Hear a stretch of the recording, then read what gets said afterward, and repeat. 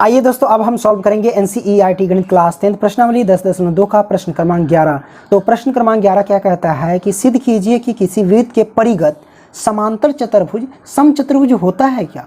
तो हम सबसे पहले हम क्या करते हैं कि एक वृत्त बनाते हैं और उसके परिगत एक समांतर चतुर्भुज बना लेते हैं। तो जैसा कि आप देख सकते हैं, मैंने एक सर्कल बनाया और इसके परिगत मैंने एक बना लिया समांतर चतुर्भुज। ठीक है, तो हम सबसे पहले इसका नामकरण करते हैं। मान लो कि ये ए है, ये बी है, ये हमारे पास सी है, ये डी है ये बिंदु। ठीक है, ये हमारे पास क्या है, डी है। अब क्या करते हैं, जहाँ जहाँ स्पर्श बिंदु है उसका भी नामकरण कर देते हैं। ठीक है, यहाँ यहाँ स्पर्श बिंदु है वहाँ नामकरण कर देते हैं। मान लो कि इसको हम एम मान लेते हैं, कोई दिक्कत नहीं है। इसको हम क्या मान लेते हैं, एन मान लेते हैं। इसको हम ओ मान लेते हैं और इसको हम क्या मान लेते हैं, चलो पी मान लेते हैं। ठीक है, मैंने मान लिया, कोई दिक्कत बिल्कुल नहीं दिक्कत। तो हम सबसे पहले क्या लिखेंगे यहाँ पे हल में कि हल क्या लिखेंगे भैया कि माना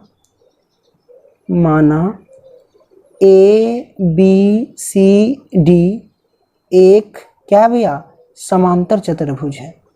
समांतर चतुर्भुज है। ठीक है, तो आपको पता है कि अगर ये समांतर चतुर्भुज है तो इनके आमने सामने की भुजा बराबर होनी चाहिए, लेकिन प्रत्येक कोण 90 डिग्री का नहीं होना चाहिए, क्योंकि अगर प्रत्येक कोण 90 डिग्री का हो जाएगा तो ये हो जाएगा वर्ग। ठीक है, इसलिए नहीं होना चाहिए। करेक्ट। तो अब हम क्या करते हैं इसका कि जब समांतर चतुर्भुज है तो आमने सामने की भुजा बराबर होगी, तो यानी ए बी बराबर हो जाएगा डी सी और ए डी बराबर होगा बी सी।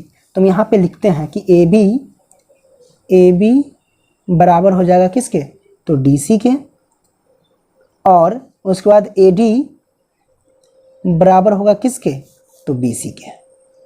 हमने लिख दिया, कोई दिक्कत नहीं। अब आपको क्या करना है, सिद्ध क्या करना है वो लिख लेना है। तो हम यहाँ पे लिखते हैं सिद्ध करना है।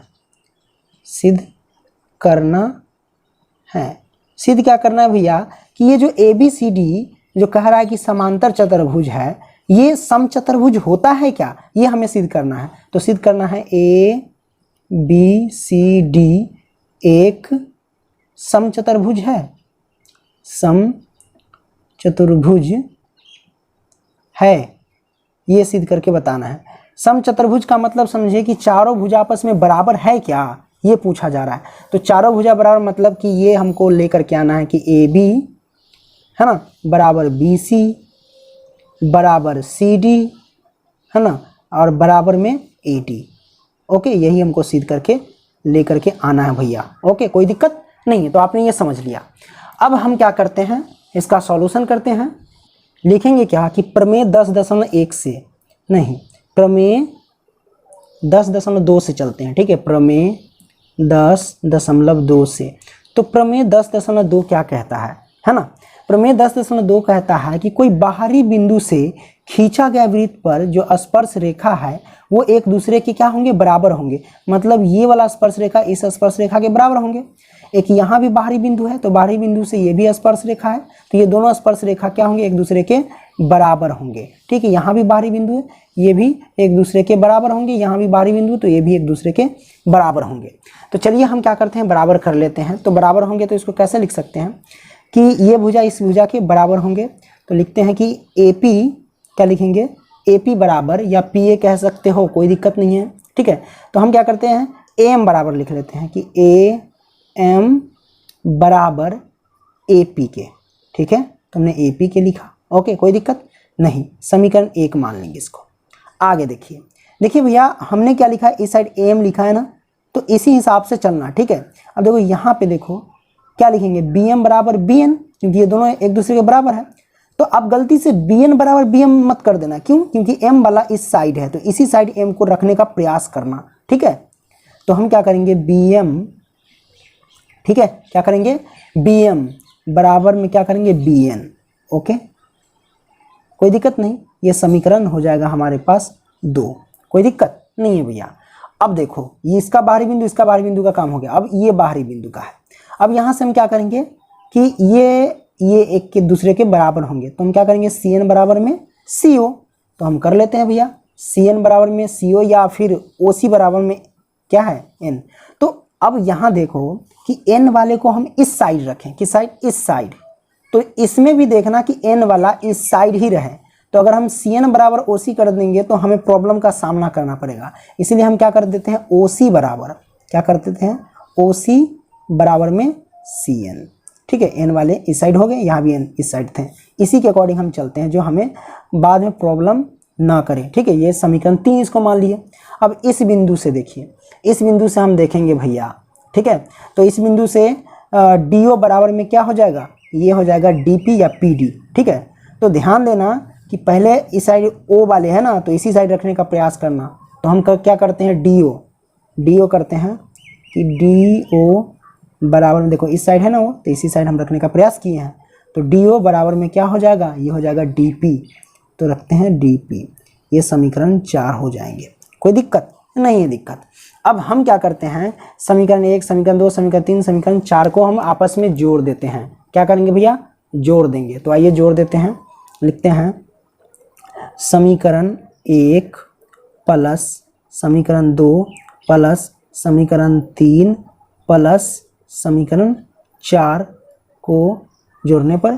ठीक है, तो सभी को जोड़ देते हैं। याद रखना कि दायां पक्ष से दायां पक्ष और बायां पक्ष से बायां पक्ष ही होना चाहिए। तो ए एम है, पहले ए एम ले लो, प्लस में पहले क्या है, बी एम है तो बी एम ले लो, और प्लस में ओ सी है तो ओ सी ले लो, प्लस में उसके बाद क्या है, डी ओ है तो डी ओ ले लो। ठीक है, बराबर में अब इस साइड चलते हैं, ए पी है तो ए पी ले लो, प्लस में बी एन है तो बी एन ले लो, प्लस में सी एन है तो सी एन ले लो, और प्लस में डी पी है ना तो डी पी ले लो।